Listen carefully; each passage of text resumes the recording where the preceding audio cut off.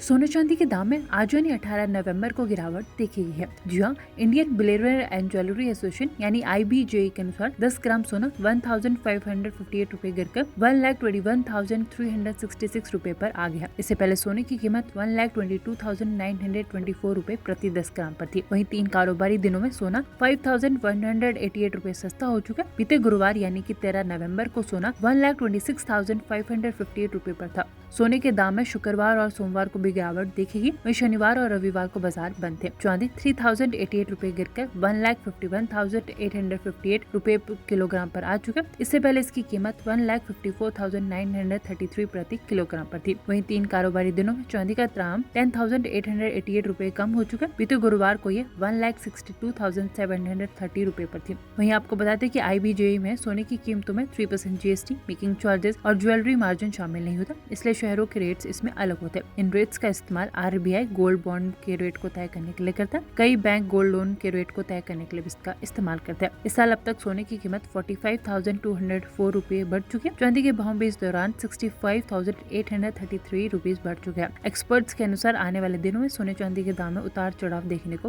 मिल सकते हैं। सोने चांदी के दाम में आज यानी 18 नवंबर को गिरावट देखी गई है। जी हाँ, Indian billionaire and jewellery association यानी IBJ के अनुसार 10 ग्राम सोना 1,558 रुपए गिरकर 1,21,366 रुपए पर आ गया। इससे पहले सोने की कीमत 1,22,924 रुपए प्रति 10 ग्राम पर थी। वहीं 3 कारोबारी दिनों में सोना 5,188 रुपए सस्ता हो चुका। बीते गुरुवार यानी कि 13 नवंबर को सोना 1,26,558 रुपए पर था। सोने के दाम में शुक्रवार और सोमवार को भी गिरावट देखेगी। वहीं शनिवार और रविवार को बाजार बंद थे। चांदी 3,088 रुपए गिरकर 1,51,858 रुपए किलोग्राम पर आ चुका। इससे पहले इसकी कीमत 1,54,933 प्रति किलोग्राम पर थी। वहीं 3 कारोबारी दिनों में चांदी का दाम 10,888 रुपए कम हो चुका। बीते गुरुवार को ये 1,62,730 रुपए पर थी। वहीं आपको बता दें कि IBJ में सोने की कीमतों में 3% GST, मेकिंग चार्जेस और ज्वेलरी मार्जिन शामिल नहीं होता, इसलिए शहरों के रेट्स इसमें अलग होते हैं। इन रेट्स का इस्तेमाल RBI गोल्ड बॉन्ड के रेट को तय करने के लिए करता है। कई बैंक गोल्ड लोन के रेट को तय करने के लिए भी इसका इस्तेमाल करते हैं। इस साल अब तक सोने की कीमत 45,204 रुपए बढ़ चुकी है। चांदी के भाव भी इस दौरान 65,833 रुपीज बढ़ चुके हैं। एक्सपर्ट्स के अनुसार आने वाले दिनों में सोने चांदी के दाम में उतार चढ़ाव देखने को मिल सकते हैं। सोने चांदी के दाम में आज यानी 18 नवंबर को गिरावट देखी गई है। जी हाँ,